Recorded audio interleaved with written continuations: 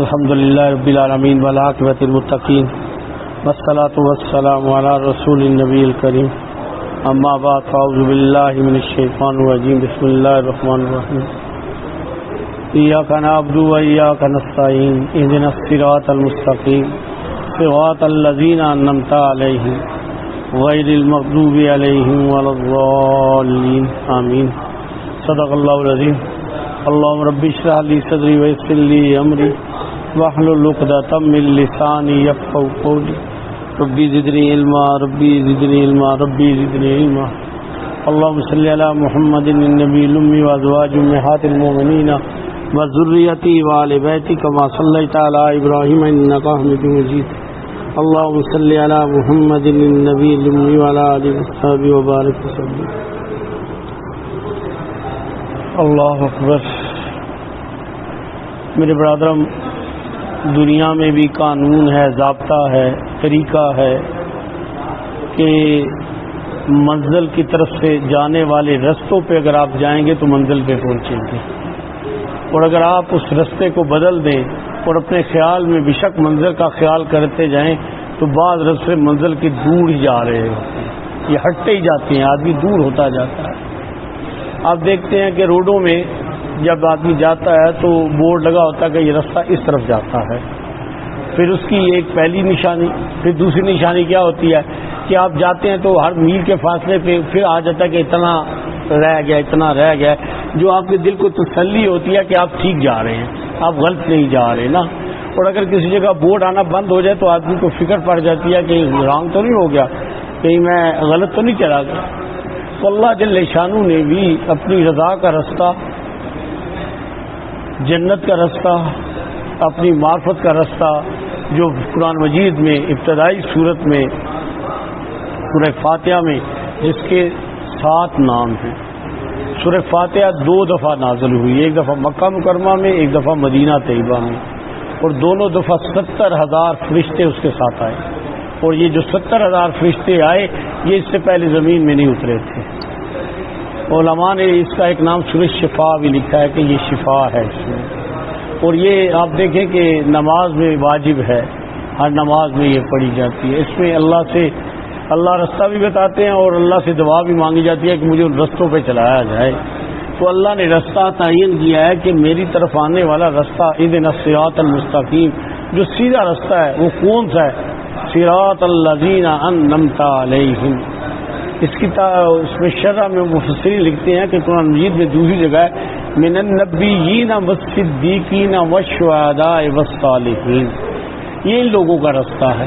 جب ان لوگوں کے رستے پہ چلیں گے تو آپ اللہ کی رضا کو پا لیں گے، اللہ کی معرفت کو پا لیں گے، اللہ کی حکموں کو پورا کرنے والے. اور یہ لوگ وہ ہیں کہ جو پہلے اس رستے پہ چل چکے ہیں، ان کے پیچھے آپ نے چلنا ہے. اب الحمدللہ ثم الحمدللہ اللہ کے نام کی برکت ہے، اللہ کے دین کی برکت ہے کہ نبی صلی اللہ علیہ وسلم کے بعد اس کام کو لے کے امت میں ہر دور میں مختلف مفسرین، محدثین، فقہاء، صوفیاء اور مختلف لوگوں کو اللہ کے دین کی طرف، اللہ کی ترتیب کی طرف، نبی صلی اللہ علیہ وسلم علیہ اعمال کی طرف لے کے آتے رہے. لیکن اس کی مثال ایسے ہیں کہ جیسے ایک منزل کی طرف جانے والے مختلف رستے ہیں. مثلا ایک سڑک پہ ہے، دوسرا دوسری، لیکن سارے ایک رستے پہ جا رہے ہیں، ایک منزل کی طرف جا رہے ہیں. تو ایسا ہی ہے، کچھ سفر آسان، کچھ سڑک جو ہے نا آپ دیکھیں کہ 4-5 سڑکیں جا رہی ہیں، کچھ سڑک ایسی ہوتی ہیں جو بڑی اچھی بنی ہے، کچھ شاید کھڈے والی ہو، کچھ ایسا ہو کہ کس جگہ پہ موڑ ہیں، دوسری ہیں اس میں موڑ نہیں ہے، وہ سیدھا ہے اور جلدی جانے والا ہے، وقت کم لگنے والا. تو اس کی نوعیت بھی کچھ ایسی ہی ہے اس ترتیب کے اعتبار سے. اسی لیے ان رستوں میں بغیر راہبر کے چلا نہیں جایا جا سکتا، چاہے جو مرضی ہو. حضرت شاہ ولی رحمۃ اللہ علیہ پاک و ہند میں، یعنی یہ جو آپ کا دور ہے اس سے پہلے اور بعد میں اتنا بڑا عالم پیدا نہیں ہوا. پاک و ہند میں جتنی بھی حدیث کی سند ہے، جتنے مدارس ہیں، پاکستان، ہندوستان، بنگلہ دیش اور افغانستان بھی، ان کی سند حضرت شاہ ولی رحمۃ اللہ علیہ تک جاتی ہے. حضرت شاہ رحمۃ اللہ علیہ سے لے کے نبی صلی اللہ علیہ وسلم تک سند امت میں رائج ہے. سند دارالعلوم دیوبند کی بھی جو سند ہے وہ شاہ ولی رحمۃ اللہ علیہ تک نام ہے. وہاں سے آگے سند اتنا بڑا فاضل آدمی، صاحب کلام، صاحب تصرف اور بہت بڑا امت کا امام، اور بڑی اعلیٰ بڑا تقوی والا، ہر خوبی. حضرت رحمۃ اللہ علیہ فرماتے تھے کہ اتنی زیادہ ان کی ذات میں یہ چیزیں پائی جاتی تھی.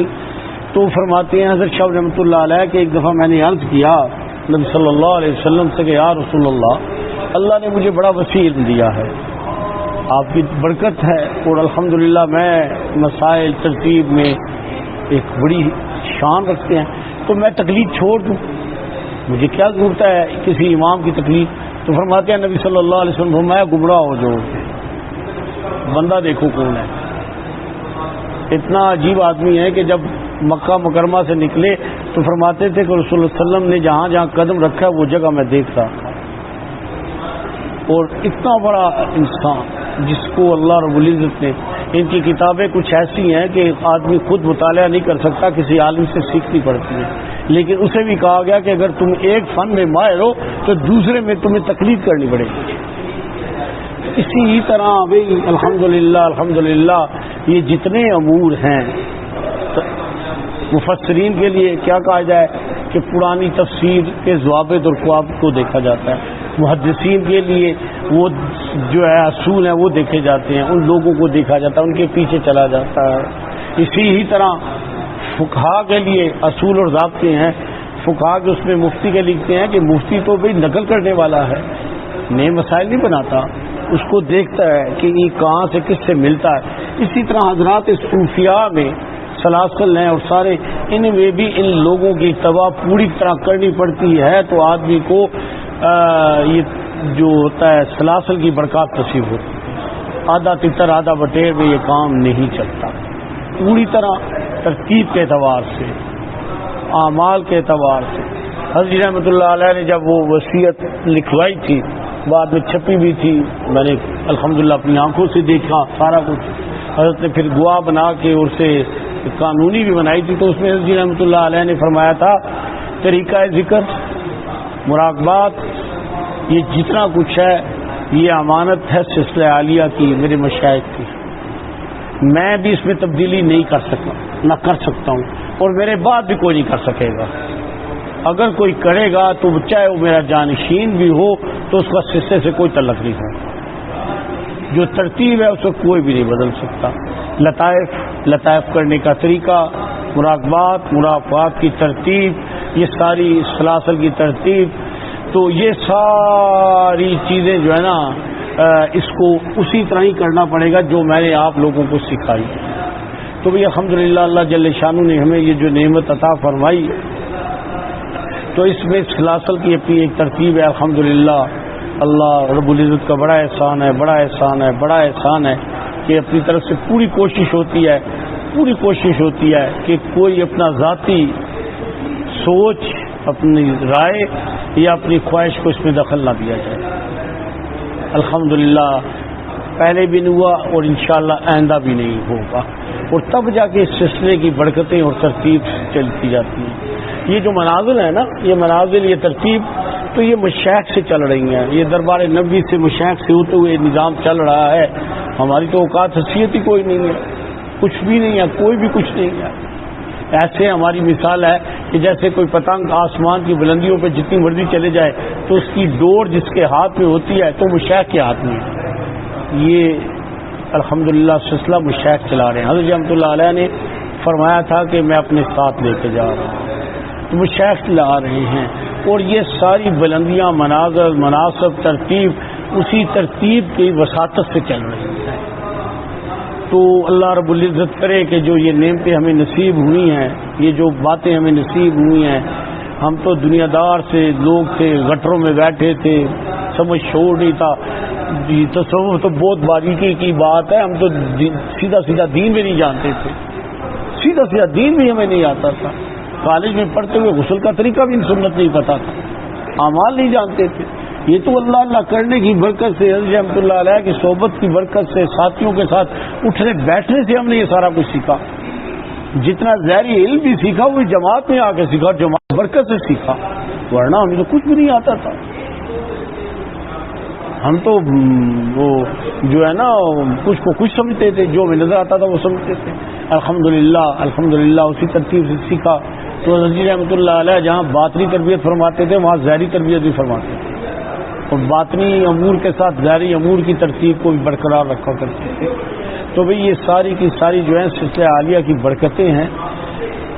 انشاءاللہ اللہ کرے، انشاءاللہ اللہ کرے وہ دن آئے کہ ہم دنیا سے جب جائیں تو اسی سلسلے کی برکتوں کو سمیٹتے ہوئے اس تعلق کے ساتھ، اسی نسبت کے ساتھ، انہی اعمال کے ساتھ، انہی ترتیب کے ساتھ جائیں تو انشاءاللہ پھر بہاریں ہی بہاریں ہیں. اور جن حضرات کے ساتھ ہماری نسبتیں ہیں انہی کی مجالس بھی نصیب ہوں گی. میں پہلی دفعہ جب حضرت جی رحمۃ اللہ علیہ کے پاس گیا نا، 75 کی بات ہے، چکرالے جب پہلی بار گیا 75 کی بات ہے شاید. تو ہمارے ایک ساتھی ہوتے تھے حاجی ابو الرحمان، سب سے الکوٹ کے تھے، مجازین میں تھے، بہت نیک آدمی، اچھا آدمی تھا ماشاءاللہ، دنیاوی اعتبار سے بڑا آدمی تھا، لیکن ساتھیوں میں وہ اچھی، اس میں دینی اعتبار سے بہت اچھے تھے. تو پہلے تو میں اکیلا ہی تھا، پھر کچھ اور 2-3 بندے آ گئے. صبح ہم جمعے کے بعد 7-8 بندے رہ گئے تھے، یہی تھے. تو اس نے آ کے کہا کہ حضرت جی میں عمرے کے لیے جا رہا ہوں. تو 75 میں کوئی تھوڑے ہی لوگ عمرے پہ جایا کرتے تھے، بہت مشکل تھا. تو میں عمرے کے لیے جا رہا ہوں تو حاضر ہوا ہوں، دعا فرمائیے اللہ پاک. یہ حضرت رحمۃ اللہ علیہ نے فرمایا اتنا بڑا شخص، ظاہری علم، باطنی علم، ہر اعتبار سے آج بھی ان کا ساری یہاں نظر آتی ہے. فرمایا کہ میاں جب بیت اللہ پہ جانا، ملتزم پہ اپنا سینہ لگا کے نبی صلی اللہ علیہ وسلم نے جیسے لگا کے نا، تو میرے لیے دعا کرنا کہ اللہ میرا خاتمہ ایمان پہ کر دے. میں نے اپنے کان سے، مجھے آج بھی یاد ہوا، کیا بہت پرانا ہے، 46 سال پرانا ہے. فرمایا دعا کرو کہ اللہ خاتمہ ایمان پہ کر دے، اللہ خاتمہ ایمان پہ کر دے. اور پھر ایک دفعہ ایسے ہی بات چلی تو حضرت رحمۃ اللہ نے فرمایا، کسی نے عرض کیا کہ حضرت جی ابھی تو یہ بہاریں ہیں، یہ سارا کچھ ہے، آپ دنیا سے تشریف لے جائیں گے تو کیا بنے گا؟ تو حضرت نے فرمایا دعا کرو کہ اللہ میرا خاتمہ ایمان پہ کرے. اچھا بڑا مجمع تھا، یہ بات کی بات ہے. دعا کرو کہ اللہ کرے خاتمہ. اگر خاتمہ ایمان پہ نہ ہو تو پھر آدمی کو اپنا ہی نہیں ہے، کسی کا کیا کرے گا. اور انشاءاللہ اللہ رب العزت مجھے اس ایمان کے ساتھ یہاں سے لے گئے تو میاں یہ 2